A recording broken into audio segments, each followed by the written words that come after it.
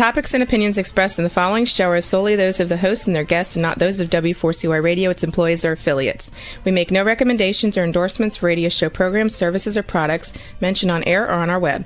No liability, explicit or implied, shall be extended to W4CY Radio or its employees or affiliates. Any questions or comments should be directed to those show hosts. Thank you for choosing W4CY Radio.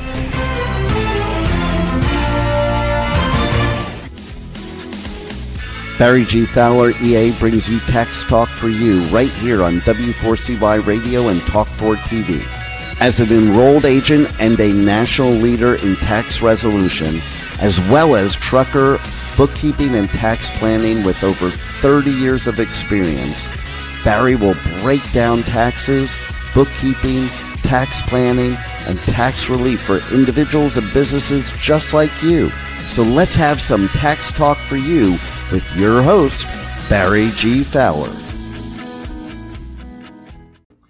Hey, welcome and great Monday morning.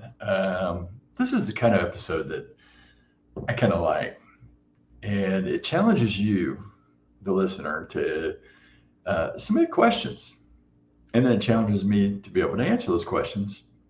Hey, this is a test of tax knowledge.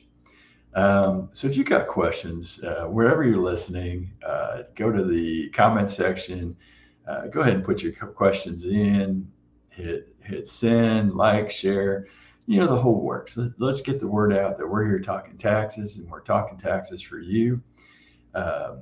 Whether it's individual taxes, whether it's small business taxes, whether it's trucking taxes and trucker bookkeeping, you name it. Hey, I've got a bunch of new clients, and I would like to sit here and name them all over at Trucker Tax Tool. Some great truckers that have come to us over the last week, including Amanda, Robert, David, Daniel, Greg. I know I'm missing about 10 more just off the top of my head, but those are meetings I have coming up here in the next few hours with them to do their initial call and get them all set up in the bookkeeping and the tax department to make sure we're dotting the I's and crossing the T's. Hey, today, like I said, we're going to be taking questions. You got questions? Submit them. We'll get them answered.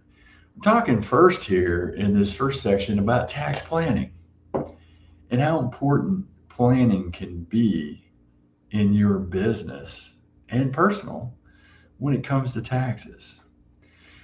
See, some people think, hey, I'm going to show up, in February, March, April, and I am going to be able to save the most amount of money on taxes because I've gone to somebody to prepare my taxes.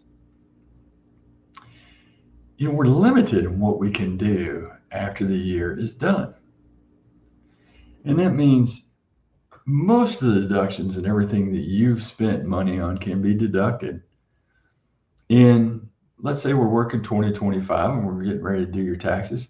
If you haven't spent the money, used the money to find the deductions in 2025, we're going to be very limited. Yes, we might be able to do some retirement accounts. Yes, you might still be able to contribute to your health savings account if you have a qualified medical plan. But being able to strategize with you what you can do throughout the year to maximize deductions makes it very difficult. Buying a new vehicle or new tractor or new piece of equipment for your business can't happen in 2026 and deduct it in 2025. But if this is a needed piece of equipment, and we don't make this recommendation strong, without looking at what's going on in your business. So this isn't one of these strong recommendations everybody should run out and buy a piece of equipment because I'm going to be able to take depreciation and lower my taxes. But if you didn't need the equipment, it doesn't improve your bottom line, doesn't improve the way you do business, then you're just spending money. So you run out and buy a new truck or new tractor, new trailer, new piece of equipment, and it costs you $100,000. yeah, it could save you, you know, 10, 15, 25, 30, $40,000, depending on what tax bracket you're in.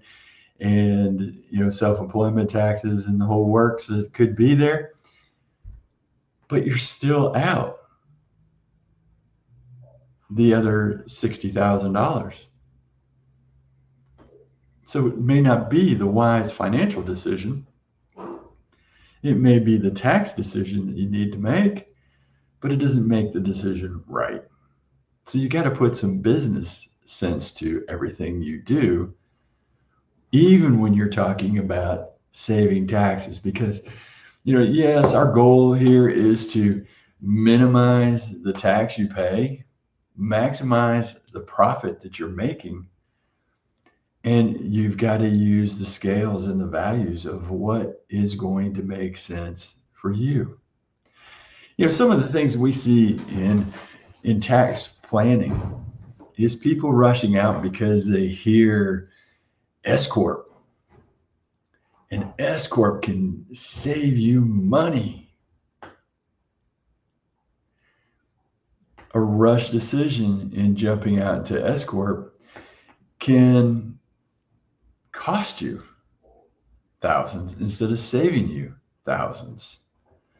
Now, when they talk about tax savings, when they're using an S Corp, they're talking about saving money on self-employment tax. And that, oh my God, your tax bill is going to drop overnight. But what many people don't realize when you're making this S Corp election is that you're going to have additional costs. And an S Corp election is only really works consistently if you are consistently making a profit, but then you're also ready to handle the administrative nightmare that comes with it. So you're going to have increased costs for payroll compliance. So you've got to do payroll. You've got to file the tax forms, 940, 941, W-2s, W-3. You've got to pay the payroll taxes. So you're going to pay in the federal withholding that you withhold from everybody's paycheck, Social Security, Medicare, and the match of Social Security, Medicare. And then you're probably going to have federal unemployment taxes to that, state unemployment taxes to that. And then you get down to your now, hopefully, savings. Then you're going to have an additional federal filing with a 1120S. That is your corporate S Corp return. And then the K1s that go along with it. Then, I know this sounds bad, you'll have an additional scrutiny of your business for having a reasonable salary for the owner that is working in the business. Now, you could also cause yourself a problem because you could potentially overpay yourself if you're not profitable enough. So we in tax planning will weigh out the difference between being self-employed or being a single member LLC, both reporting on Schedule C, versus what your tax liability would be reporting as an S Corp, and then decide, hey, which is the best route for you to go and the best way for your business, and whether your business net income is going to support being an S Corp and the model of the S Corp, and will it continually do that year after year. So, you know, you got to make sure that you're doing this, you're timely filing for that S Corp election and making the right choices. So we sit down and analyze your last 12 to 18 months of your business. We also sit down with you and forecast the next 12 months so that your S Corp timing can be done correctly. And David, thanks for the question out here. And man, we're getting started with questions. So it's really nice and it's great. Should I have a separate checking account for business and personal? And we tell you absolutely. So one of the first things we do, whether you're a sole proprietor, whether you're a single member LLC, multi-member LLC, whether you set up an Inc. So if you're XYZ Inc., XYZ Trucking Inc., first thing we're going to ask you on the phone is about your checking account. And we're then going to ask you about, do you mix business and personal in your checking accounts? You know, we know life moves absolutely quick. You grab your business card, you go out for lunch, and you forgot it wasn't a client meeting, or you cover a expense that should have been on your business card and you put it on your personal card. You know, life happens. You can get reimbursed for that. But you can't transfer the transaction. But to the, you know, for the IRS, it could be a red flag. Also, when you are commingling funds, if you are set up to limit your liability, that commingling funds can pierce what the attorneys tell me is corporate veil. Now, I'm not an attorney, never wanted to be an attorney, don't charge legal fees. So don't take this as legal advice. Take this as tax advice.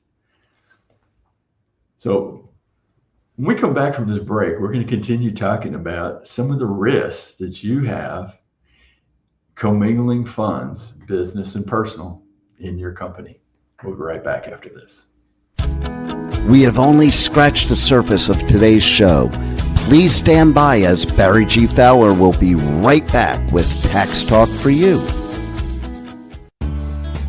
If you owe the IRS or are going through an IRS audit, don't go at it alone. Call Taxation Solutions Tax Relief at 888-930-1016. We are your solution for IRS debts, audits, back taxes, garnishments, liens, and levies.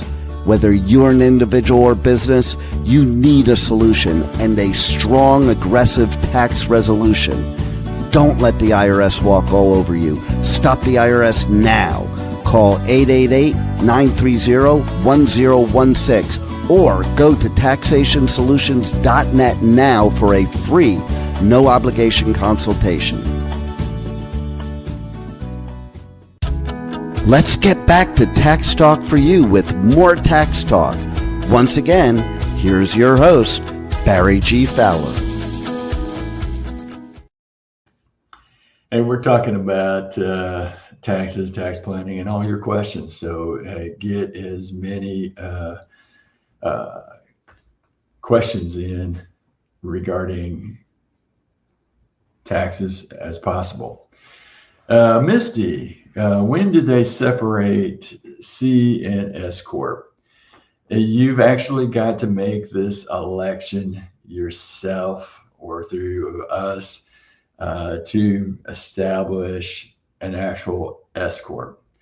So when you set up your corporation with the state, so if you do Misty Trucking Inc., and then file for your employer identification number with the federal government, it's going to come back and tell you you're going to file 1120, which is a C corporation.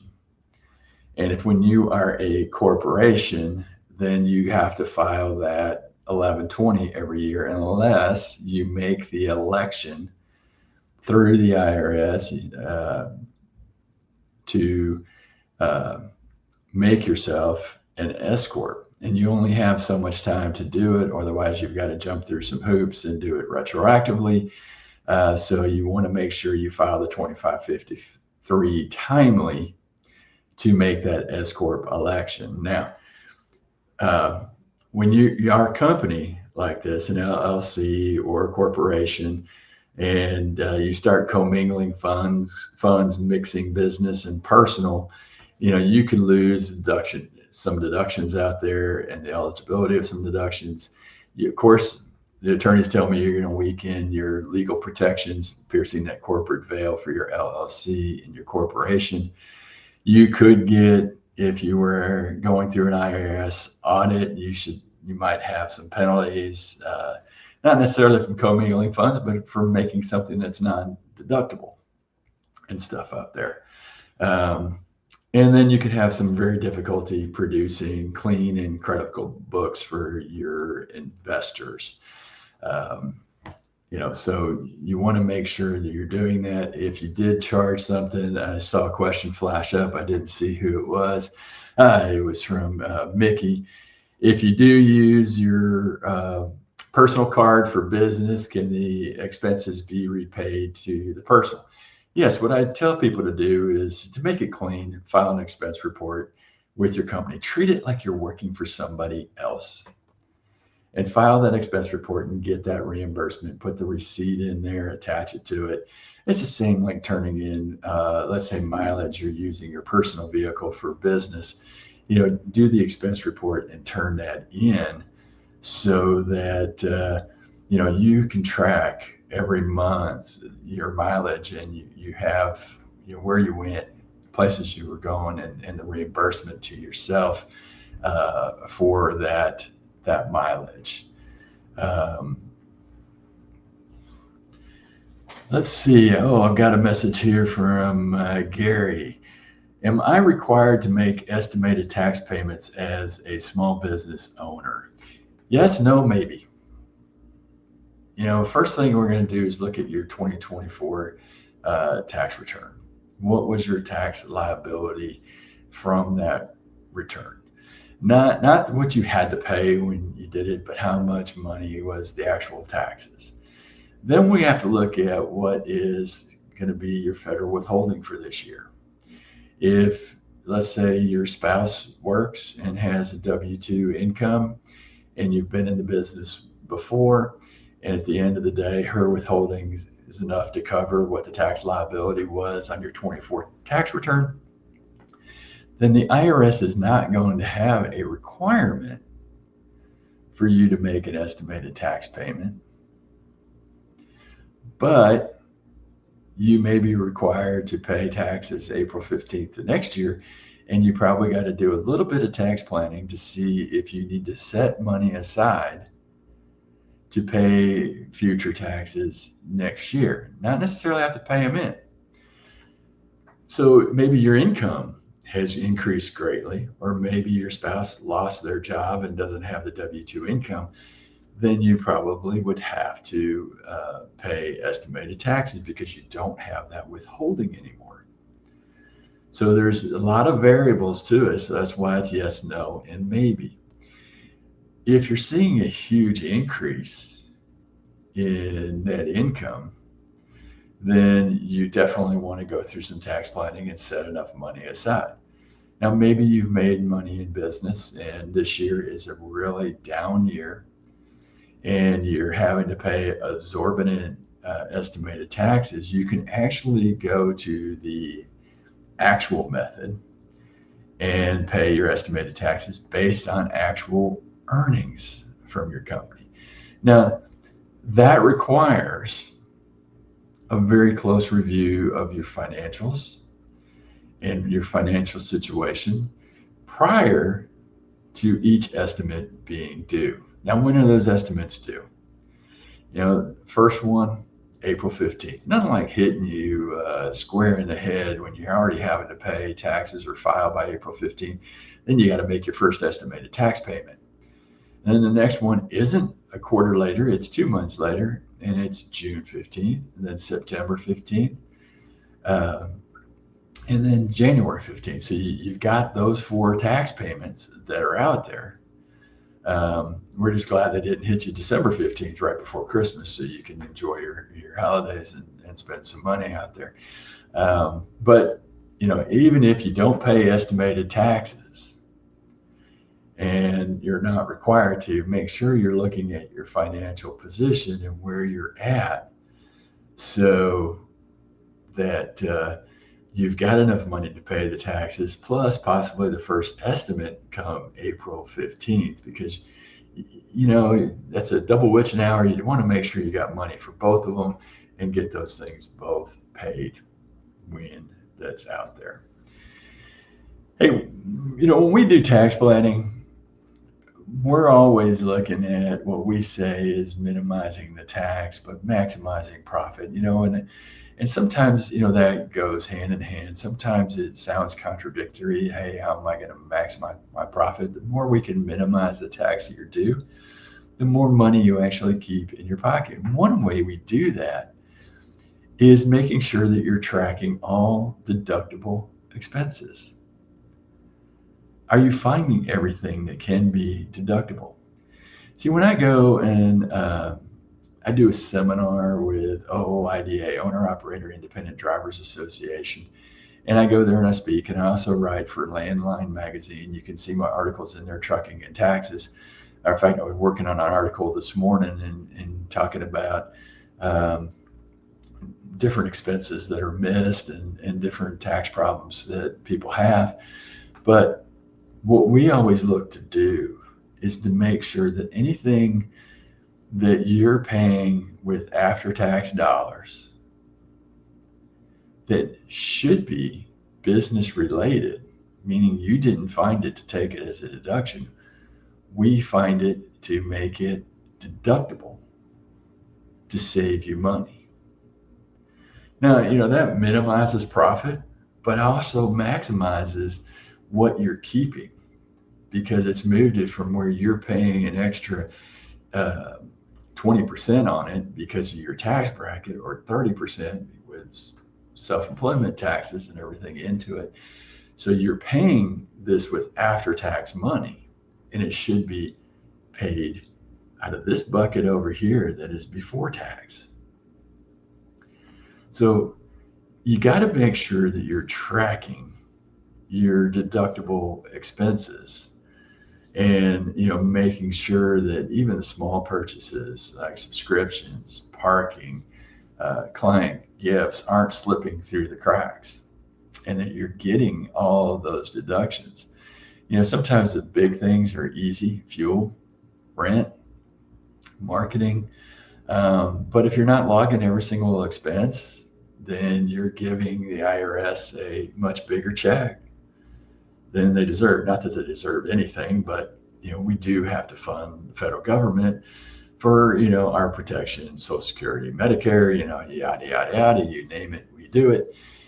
So you need to make sure that you're tracking all your expenses, so you're not losing deductions, overstating profits, or you missing the opportunity for legitimate write-offs.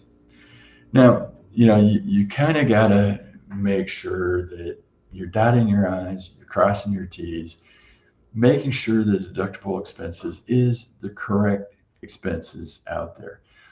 You may be paying cell phone and you think it's 100% write-off. Well, that cell phone that you have out there should be allocated to both business and personal, especially if it's your personal line. Because you do take phone calls from your mom, your dad, your sister, your brother, your friends. But you're also taking phone calls, your business associates, your clients,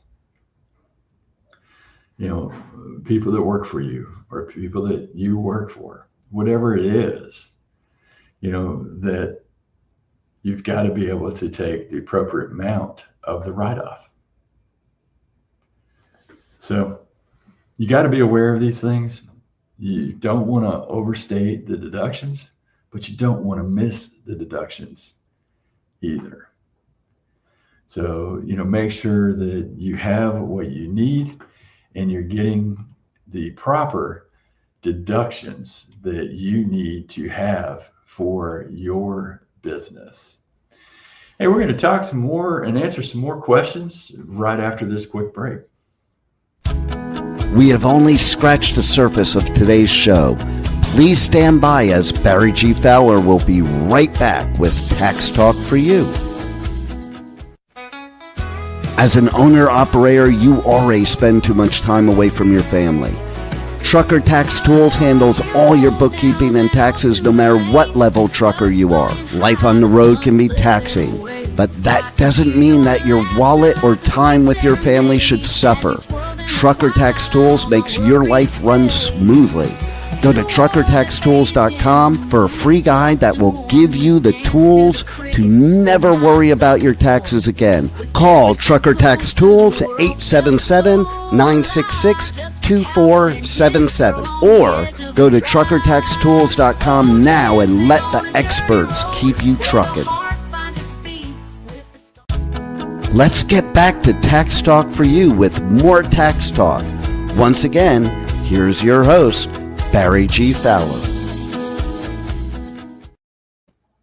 Hey, welcome back. Like I said, I love questions. Last week we had a great show. We had a lot of questions, and I got a lot of comments over my dogs. Maybe next week I'm going to do it out by the chickens or something, so we can see how many people we have that love chickens or have backyard chickens.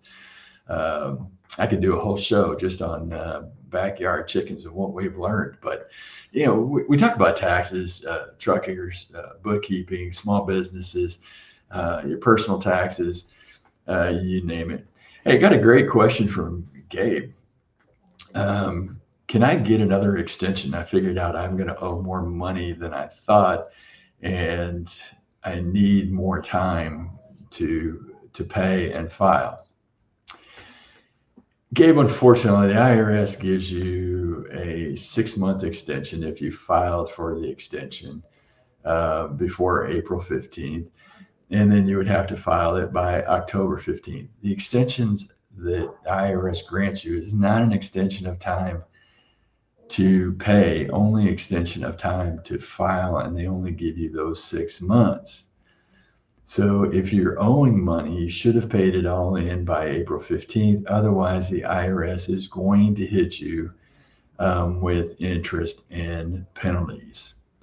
And, unfortunately, there's not another extension to file to get you more time to file. On top of that, you just need to do everything you can to get it filed.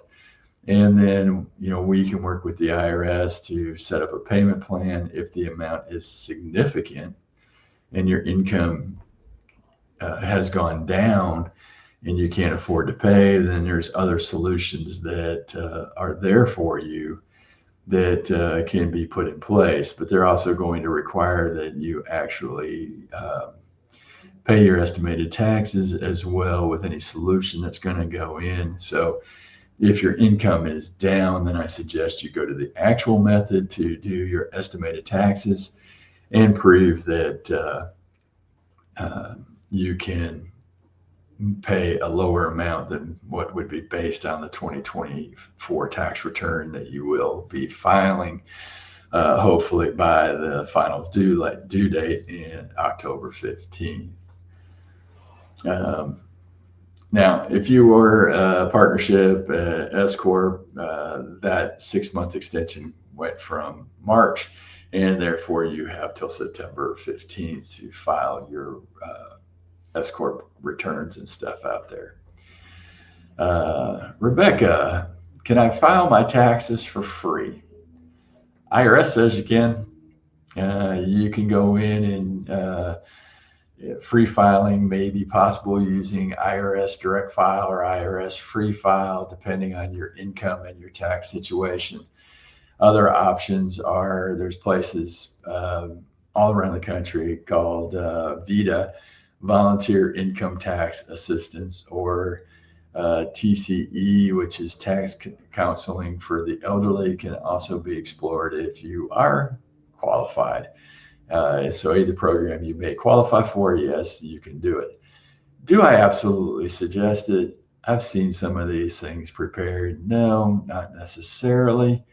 But if that is your only option, and you can get away with free file, that's fine. If you're straight, just one W-2 and maybe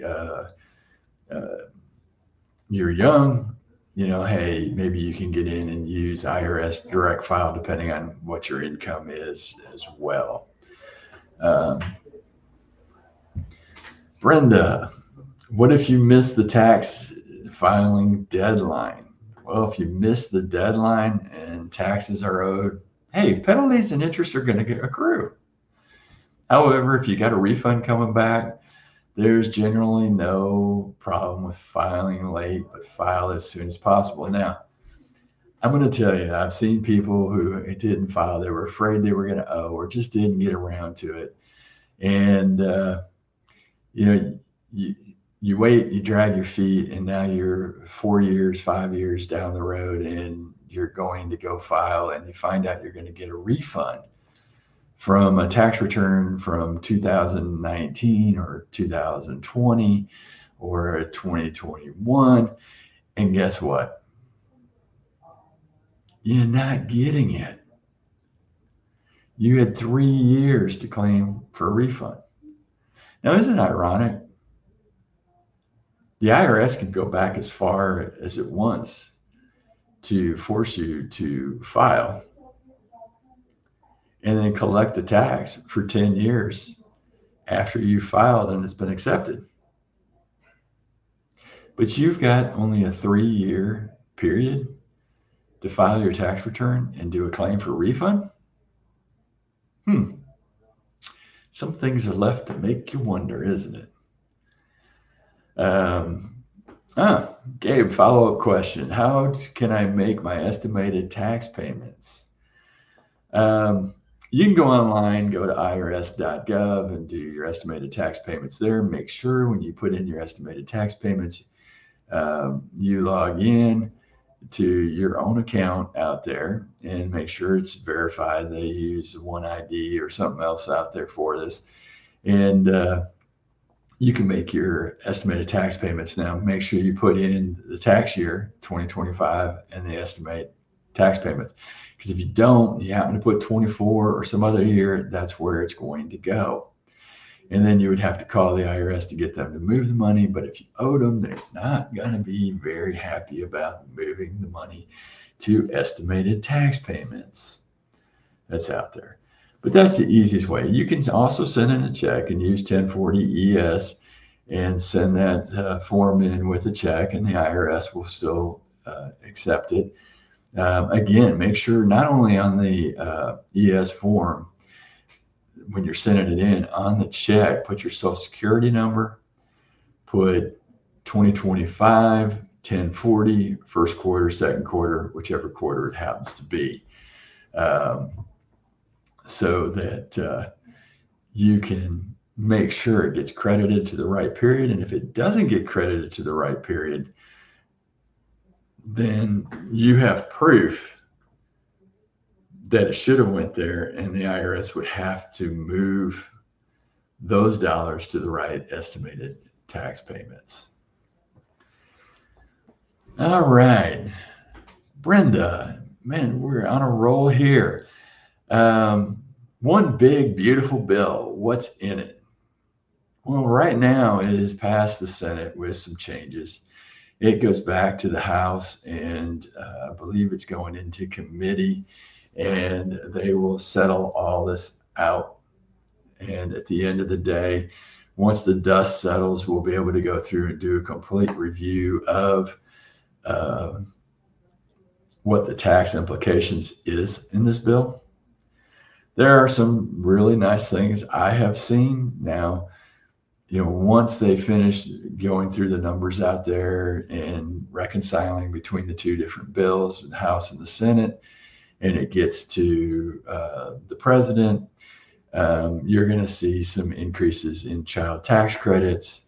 You're going to see where cash tips have become non-taxable as long as your income is below a certain amount. It might be interesting to change the way people get paid and start taking cash tips even in service business that isn't where you're doing waiter or waitresses. I mean, maybe I should just do a line item that, hey, send cash to our staff for tips and make it non-deductible or non-taxable. I've also seen where they're going to make, and I don't know all the requirements behind it yet, Social Security non-taxable, but there's still going to be some things that I think if you're making too much money, you're still going to have to pay back or have your benefits reduced. Some of the other things that are happening, and this isn't necessarily from the bill, but 2025 standard deduction amounts for single filer is going to be $15,000. If you're married filing jointly, $30,000, and head of household, $22,500.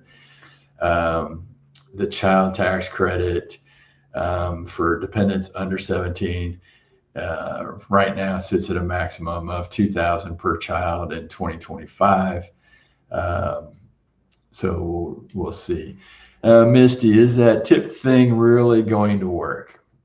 Yes, no, maybe. You know, it's one of those things that you might want to ask people how much of cash tips they're actually reporting to their employer and how much cash tips are actually given these days. Most tips are done on the credit card. So they're talking about cash tips. So unless something changed in that big, beautiful bill, might be limited in what actually is non-taxable. Or you and I, when we're out at the restaurants giving a tip, should start giving cash tips instead of putting it on the credit card form, because then they would not report it. So when I'm looking at that bill, I see the word cash tips, so I'm assuming it means cold hard cash. Now maybe the interpretation might be something different out there, but we'll have to look and see what happens with this big, beautiful bill. Hey, we got a couple other questions about capital gains and taxes, and we're going to talk about that right after this quick break. We have only scratched the surface of today's show. Please stand by as Barry G. Fowler will be right back with Tax Talk for You. As an owner-operator, you already spend too much time away from your family. Stop spending time doing paperwork. Go to truckertaxtools.com, a solution built specifically for truckers. Truckertaxtools.com makes your life run smoothly. Let's get back to Tax Talk for You with more Tax Talk. Once again, here's your host, Barry G. Fowler. Hey, welcome back. Hey, this is a great question from Marty. Marty, you asked about what do we do different at Trucker Tax Tools than anybody else for trucker bookkeeping. You know, this is one of these things I can jump off and be on my soapbox about different people that jump into bookkeeping or taxes. And, you know, when you specialize like we do around truckers, we know all the deductions that you can take and look for additional deductions everywhere we can find it.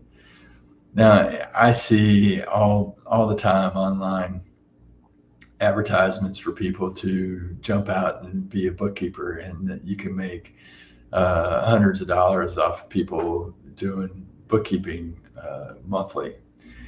You know, those people, no training, not qualified. They just learned from some guy that gave a short, maybe a week course, 2-day course or whatever, and say, hey, this is what you can do. And then you're using your favorite software like QuickBooks or Xero,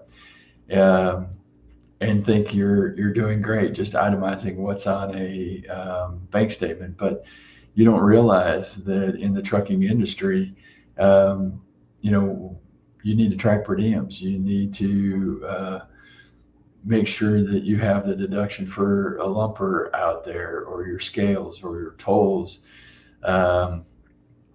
or maybe breaking down the way you get paid between fuel surcharge, gross trucking income. All those little things can make a difference when you, as a trucker, need to know, hey, where's my money coming from? How much am I making? What's my income? Or when I need to sit down and figure out my cost per mile, both the variable and fixed side of this. These are the things that become, really, really important when you're running a small business and you're an over-the-road truck driver. You don't have time to deal with all this and make sure your bookkeeper knows about the trucking industry. And using Trucker Tax Tools, go to truckertaxtools.com. We are here to cater to you and make the systems work for you. I was talking to a young lady who is in the trucking business, and she honestly said, hey, I've been doing this by the seat of my pants for the last couple of years, and I've come to you, and we turned everything over, and you've made this thing really seamless and easy. I was talking to a gentleman just on Friday who's a trucker out there. He's been in the trucking business for the last 4 or 5 years, been using somebody else, and they went, well, I'm not sure that they've gotten me all my deductions. And I told him, hey, I would do a 3-year review of his past 3 years tax returns. First thing we saw in there, they didn't take the deduction for per diems. There were other expenses in his business, and knowing what he does and the people that he uses, and he's moving furniture and stuff across the country, so he's hiring these kids, but there was never ever a deduction for contract labor, for helpers that are out there, or for a lumper. And it sometimes amazes me. And he goes, well, I didn't realize they didn't know what I was doing and didn't know the business. Well, you've got to know what you're doing, and you got to know the business. And so we take our time to go through everybody's books to make sure that, hey, what kind of business are you running? What do you do? What do you haul? Where do you haul to? Are you paying your 2290 taxes? Are you, paying your IFTA taxes? Is it coming out of your settlement statement? Are you getting every deduction? Are they deducting too much money for escrow? All these things become important and add up for you in your business, and how that it's got to make sense. So, when you're going through and doing this and finding somebody that knows over-the-road trucking businesses, truckertaxtools.com is the place to go. Give us a call at 877-996-2477. Again, 877-996-2477, or just go to truckertaxtools.com. Hey, right before that last break, I had a question from Emmanuel about capital gains. He was asking, what are the long-term capital gains rates for 2025? Sold some assets. Okay, so long-term capital gains for 2025 can be anywhere from 0% to 15 or even 20, depending on your taxable income and your filing status. Now remember, these type of capital gains rates, depending on if you're selling an asset that you've depreciated, you may have to recapture depreciation, and some of that could be taxed as ordinary income for your business as well. Now, you also got to remember that depending on how long you've held the asset for, if it's been less than a year, you might be subject to short-term capital gains. And short-term capital gains are taxed as ordinary income according to where you fall on your bracket. So you do have, multiple rates for long-term capital gains, and then then you would have short-term capital gains if you held the asset for less than a year. This also goes for stocks, bonds, things like that you've held for a period of time out there. Let's see. Jeffrey, how do you file an amended tax return? Well, if you discovered an error on your tax return or something maybe you left off, or maybe the IRS sent you one of these nice courtesy letters saying, you left off stocks, bonds, and stuff, and they're not calculating it correctly, you would actually file a 1040-X. That's your amended tax return for your individual. Now, if you're filing an amended return on a partnership or S Corp, you're just going to hit the box on the 1065 for partnership or 1120S amended return and send it in. It will also show an amended return on your K1s. It'll say amended. So don't forget, you amend the corporate or partnership return, you got to turn around and amend your personal returns as well. I think I saw another question come up. If we tip cash, can we deduct it? Yes, you can. So if you're running a business and you do tip cash, I would recommend that you again file an expense report with your company. So when you turn in the receipts that you charge maybe on your company credit card or debit card, and then you tipped cash, you'd want to get reimbursed. You can do it like a petty cash account, and then you would turn in that receipt with it that says I tipped cash $8 or $10 or whatever. If you're going to tip an extravagant amount of money, I've seen some people where they've tipped somebody, the full bill, put it on the credit card. That way you have tracking on it, because it's about your business deduction, not about necessarily their tip deduction at that point. But yes, you could do it that way and run it through kind of petty cash out there. It requires a little more paperwork and tracking. So is it worth it to you or not? A whole different story.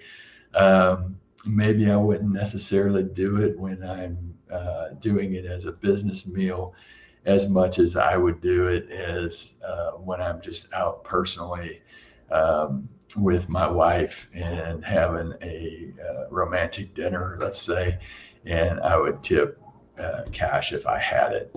Now, I'll be honest, I don't know how many people carry a lot of cash with them or carry cash with them on a daily basis, but hey, it goes out there. Hey, I want to say thank you for all the wonderful questions and everything that we've gotten in today. It's great to do a show like this and get questions and answers. I'll be honest, I was talking to one of my new clients here this morning and advising them because they didn't read the EIN letter, that when they set up their company, they were responsible for filing a partnership return. And it's been a number of years and everything. But I was talking about show prep, and I went, I did absolutely no show prep today. And I had no idea what questions you guys would come up with. And you guys make me look good and ask some great questions. And I appreciate that. The one thing I want to say, tax laws and regulations, they're actually complex. Always. If you're running a business or you're making money or you're looking to start a business, have a good consultation with a qualified tax professional, so that you can get good advice and good consulting prior to starting your business or even while you're running the business. When we talk here, this is broad-based. So this is going to apply in many different ways. It's kind of like talking about depreciation and other things out there. Depreciation is specific to your business and the way it should be done. They shouldn't necessarily take 100% depreciation or bonus depreciation when you're in a very, very low tax bracket. Could be a waste of a valuable deduction somewhere down the road. So keep these things in mind as you're going through and doing this. you're looking for planning opportunities. You're looking for ways of saving money and doing things the right way. I have seen so many people, CPAs, enrolled agents, you name it, out there preparing tax returns, and it's all about making themselves look good. I look better when I've planned with you as my client than when I come in and say, hey, buy this new tractor for $100,000 and let's save all your taxes. Do some tax planning, do some strategies. So you want to make sure that you're getting things done the right way. And, if you got more questions, put them in on wherever you're listening to, or if you hear this podcast, go to taxtalk4u.com. Listen to the podcast on iHeart, on our Facebook page, again at taxtalk4u.com. Put your questions in. We'll come back and answer any questions we've missed next week's show. But you got to tune in here, 10 a.m. Eastern Time on W4CY Radio, taxtalk4u.com. Go over there, like, share, follow, but whatever you do, be here Mondays, 10 a.m. Eastern Time. Give us your questions. We'd love to hear you. Hey, have a God-blessed, glorious week. Enjoy this beautiful week, what God has given us here in the United States. God bless USA. God bless you.